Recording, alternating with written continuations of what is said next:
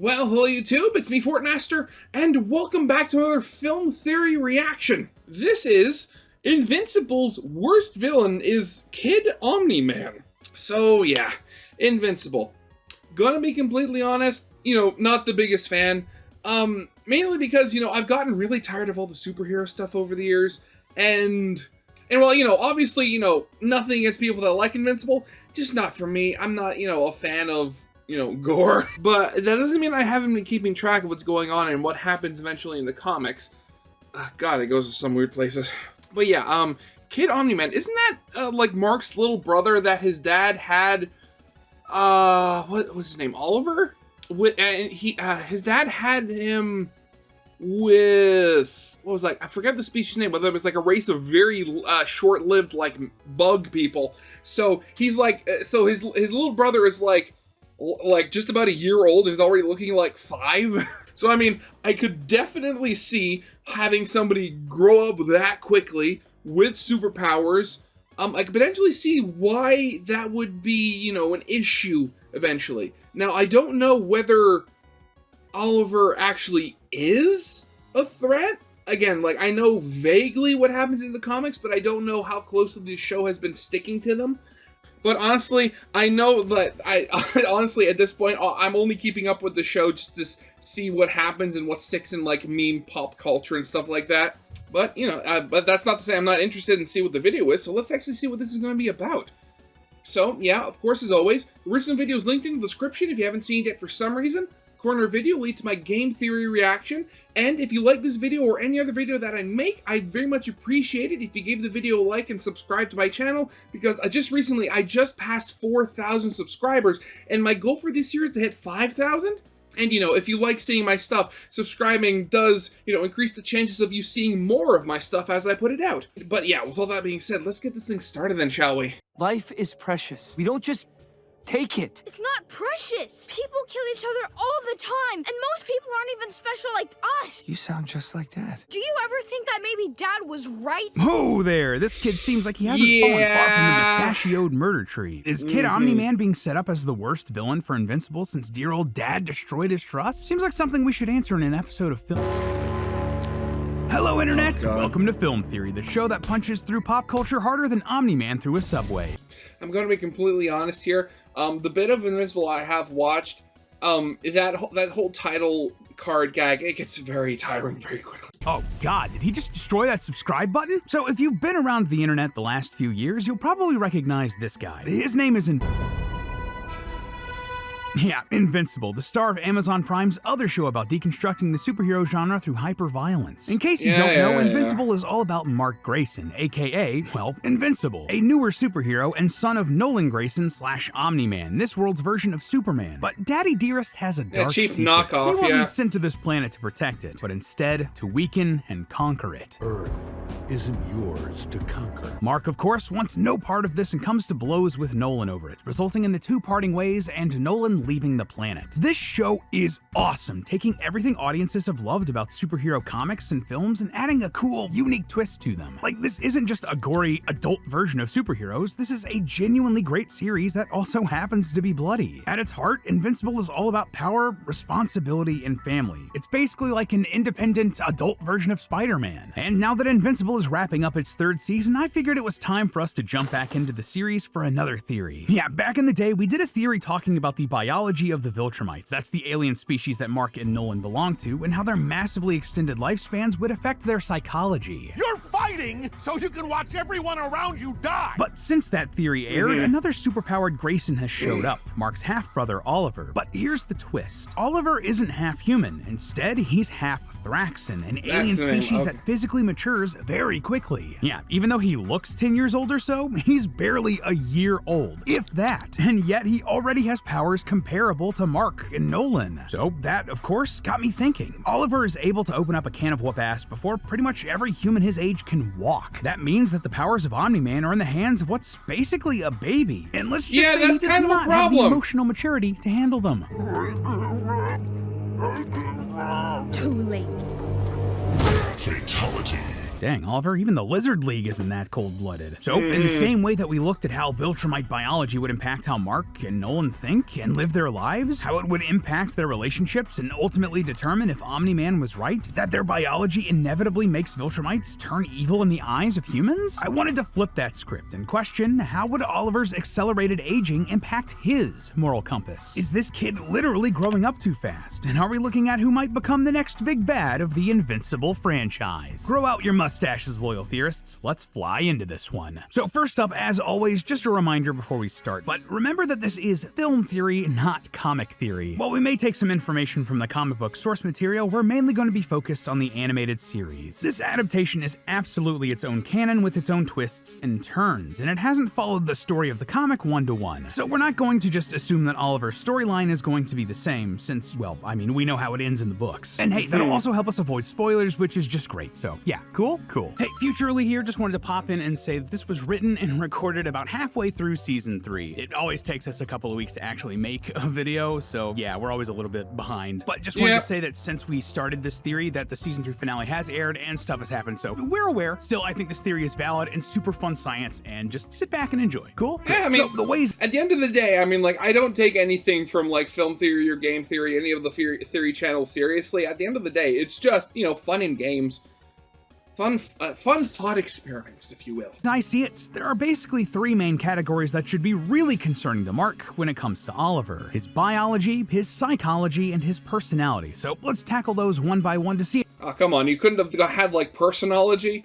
I mean, you would have. It was a joke. It was the perfect joke. If a turn to the dark side is in Oliver's future, that first big concern, his biology. See, just like Mark is a half-human, half-Viltrumite hybrid and gets traits from both species, Oliver is half-Viltrumite and half-Thraxan. This means that, yes, he has most, if not all of the appearance and the powers of his Viltrumite father. That includes super strength, flight, speed, all that good stuff. But, unlike Mark, because of his half-Thraxan heritage, Oliver got his powers much younger, and that could have a huge impact on Oliver as a person. One small example, he doesn't feel pain like a normal person should, and pain can be a powerful teacher. A lot of us learn not to do things that are bad because, well, they end up hurting us. Like, oh, we don't want to pick up this hot pan, or fall down and scrape our knee, or get into an accident and break our bones because that hurts. I mean, yeah, I guess everybody literally has a story like that, but quite literally, well, what was it? I remember when I was a little kid, but I specifically remember my mom was doing some ironing, and like I guess she had obviously told me, "Oh, don't touch that; it's hot." And she had finished and put the iron down, so she could like take the freshly folded stuff away and bring in some new stuff to iron. And I decided, hey, it's like, is it actually hot? And I decided I was going to touch the bottom of the iron, and what do you know? It was actually hot. God, children are absolute idiots, aren't they? And as a result, we also shouldn't want to inflict that pain onto others. But because Oliver has a much higher endurance and doesn't get hurt as easily, he just doesn't understand how bad something as simple as a stubbed toe can be for a human, let alone getting an arm ripped off. Oh god, jeez, got everywhere. Ugh. While the Viltrumite half of his biology would have an impact on Oliver, it wouldn't be nearly as impactful as the other half, the Thraxan. Yeah. This alien species is very bug-like, and their big quirk? They age extremely quickly, with the oldest Thraxans dying in less than a year after being born. Now, because... Yeah, okay, so if I remember, again, this is stuff I've heard from the comics, so again, we don't know if it's going to be one-to-one when it's actually talked about in the show, but if I remember correctly, like, Nolan did specifically say that, you know, he'll age, quote-unquote, normally, his aging will slow down the older he gets, so he'll get to the point of aging normally at, like, when he gets to, like, the equivalent of, like, 18 years of age or something like that. I can't remember. So, but at the same time, again, that's a lot of capabilities with not a lot of experience to back it up. So I could definitely see a lot of issues coming from, you know, somebody in, like, the essential, like, the body of a 16 or 18-year-old that's only, like, 3 or 4 years old. I mean, the average person my age has probably forgotten more days than he's even existed. Oliver is a mix of these two species, he has a bit of an interesting dilemma. While he should have the extended lifespan of a Viltrumite, he also ages extremely quickly. Not as fast as a Thraxan, but much faster than a human. But because Thraxans age so quickly, they also learn very quickly, another trait that Oliver picked up. Yeah, despite being just a year old in Season 3, Oliver's head is packed with information, and he can rattle off stuff like all the names of the signers of the Declaration of Independence like it's nothing. John Witherspoon, Oliver Walcott, George Wythe. Bravo. And believe it or not, but this quirk of Thraxan biology is realistic. A 2019 study showed that multiple animals with shorter lifespans like insects and spiders evolved to be fast learners. They concluded that when an animal needs to learn in order to access its resources, they learn at an accelerated rate so they can take advantage of those resources while they're still alive. Yeah, If they makes don't, sense. it's basically a giant waste for that creature. Their increased cognitive abilities may evolve quicker because they literally don't have time to learn it later. I mean, honestly, if you had the opposite where, a species was fast-lived and didn't learn quickly, that just seems like an evolutionary dead end. So Oliver ages and learns faster than a normal kid. Why is that something to worry about? Well, for a few reasons. First off, despite Mark and Debbie trying to give him a normal childhood, Oliver has already been exposed to some very grown-up concepts in his relatively short life. Death and destruction and violence. And while Oliver is book smart, historical facts and random trivia doesn't equate to real-life experience. There are simply things that are impossible for a person of his age to know, to understand. I mean, Debbie even said repeatedly that Mark was too young to have the responsibilities of his powers when he was just 17, 16 years older than Oliver. And she was right. I mean, I'm in my 30s and still feel like I don't really know what I'm doing. At the beginning of the series, Mark didn't know half the things he does currently, and he wasn't equipped to make a lot of the hard decisions he's had to make, let alone all the traumatic events he suffered through. And admittedly, a good portion of those were at the hand of his own father. So that's not that was kind of outside of his control, but still. His character arc of coming to grips with a lot of that has taken seasons of this show. Now apply all that to a kid who's literally 1 year old and hasn't had time to process a lot of the complex and traumatic things that have already happened in his life. And on top of the fact that he's a gifted child, Oliver's biology will mean that no matter how hard Mark and Debbie try, he will never have a normal childhood. Oliver is very isolated. He is a tutor instead of going to school, and because of that, has few opportunities to spend time with and bond with other kids his age. Usually when a child is homeschooled, they'll still have opportunities to meet with other families or attend extracurricular activities like sports, worship, or art programs. But not Oliver. His rapid aging, purple skin, and alien parentage prevents him from doing most normal kids' things. Yeah, I realized the whole thing with the Viltrumites is that they're mating with other species because they're I think at the point the entire population of the entire Viltrumite population was 50 or less. So you kind of think that just granted, I mean they are a species of wanton murderous killers, but you think they'd want their children to be mentally stable enough so that they'd be, suitable for, work in the Empire.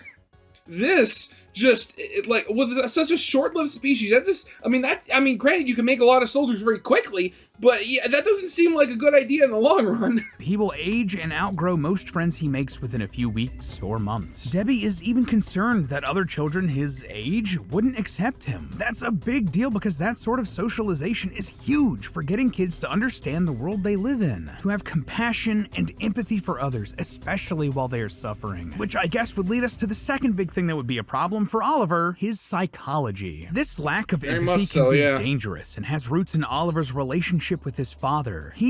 Given that, he's a character that's basically just knockoff Superman. So, I mean, you give anybody Superman powers, especially one that's, not all right upstairs. I mean, how many different stories are there when, of Superman going nuts and basically destroying the world or, something of that nature?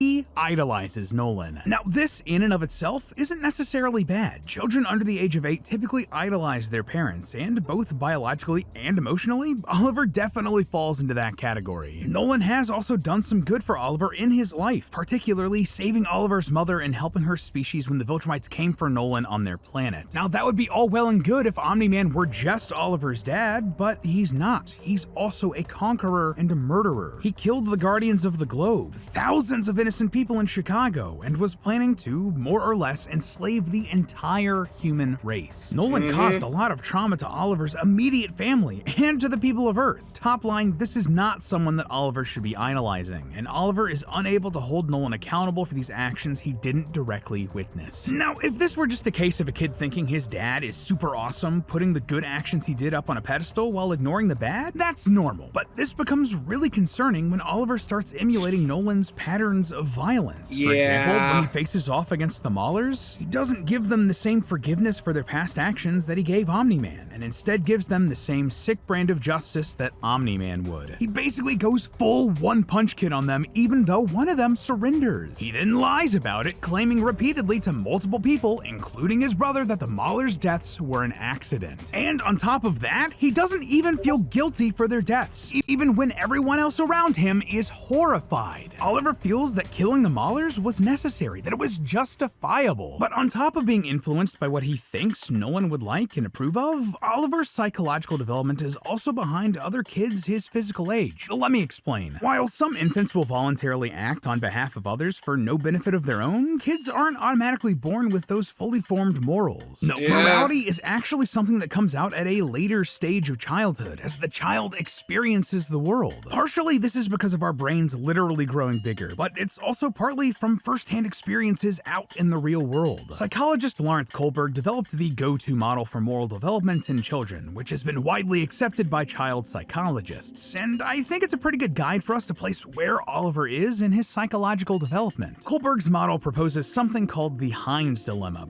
No, this isn't about whether or not you should pass the ketchup. Basically, this is a story about a man named Heinz, whose wife is dying. The medication she needs to survive is too expensive, and though he's tried to get the money legitimately, Heinz just doesn't have enough. So, the study asks, is it moral for Heinz to steal the medicine to save his wife? Whether you say yes or no didn't actually matter to Kohlberg. No, what he was more interested in was your reasoning of why it would be right or wrong. Now, this is a huge simplification of his findings, but Kohlberg discovered that children's reasoning generally changed as they got older. At first, children aged 3 to 7 would accept the morals given to them by authority figures, with their reasoning being based on the potential punishment. If an action were to lead to a punishment, then that action must be bad, right? Stealing is bad because thieves go to jail.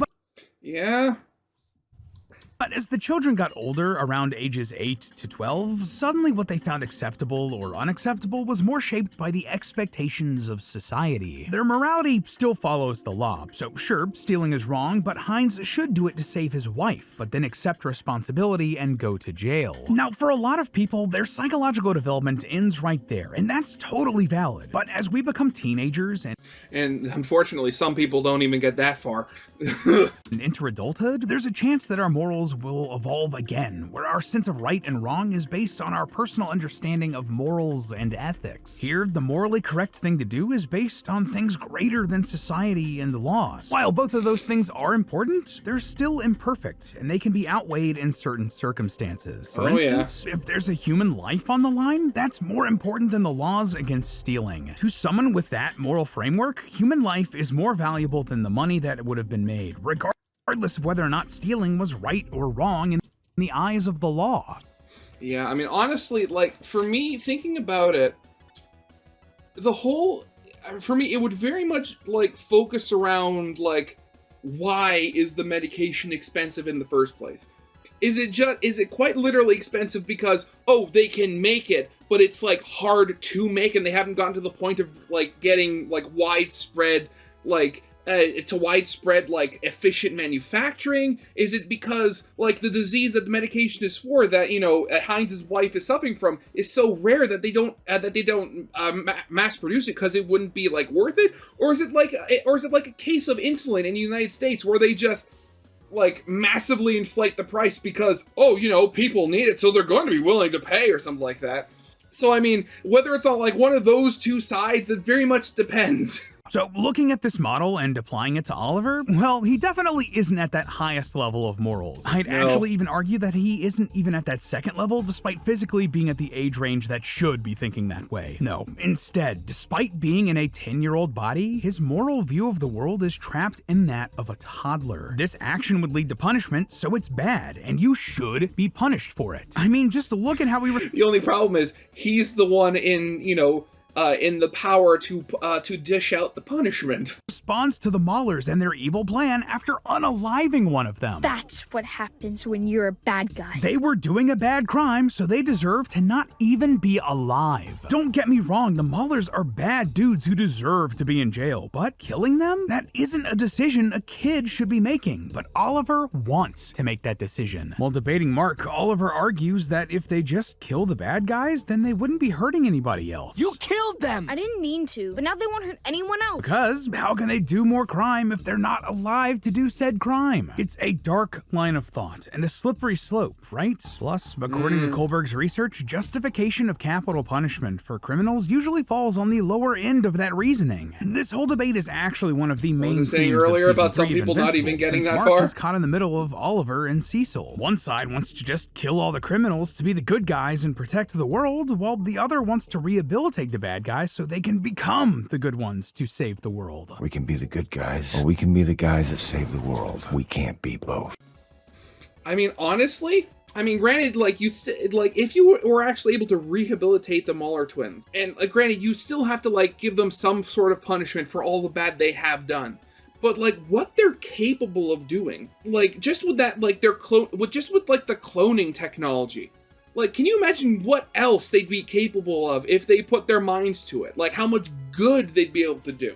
Just saying, that's some great writing here. But despite all of this, Oliver is still a kid. It is still possible that his moral compass can keep cooking and that he'll become less murdery as he grows older, right? Hopefully. Well, maybe, but that leads us to concern number 3, Oliver's personality. Why is that? Well, because he's a whole lot like his father when it comes to his personality, exhibiting symptoms of what's known as the Dark Triad. Now, besides sounding just like a sick-as-heck band name, the Dark Triad also sounds like something like a villain team from a comic book, actually, which, given the source material, kind of makes sense. That is a mixture of antisocial personality traits that increase the chance that you'll be drawn to a life of crime. Again, that is a very, very broad overview and paints a lot of people with just a single brush. Not everyone with these personality traits will become a mass murderer, but they will be at a higher risk. So, what are these personality traits? Well, first up, there's narcissism. This is a clinical term that describes a person with a sense of heightened arrogance. They will feel superior to everyone else around them, just like Oliver feeling that he and Mark are better than humans because they have superpowers. People kill each other all the time, and most people aren't even special like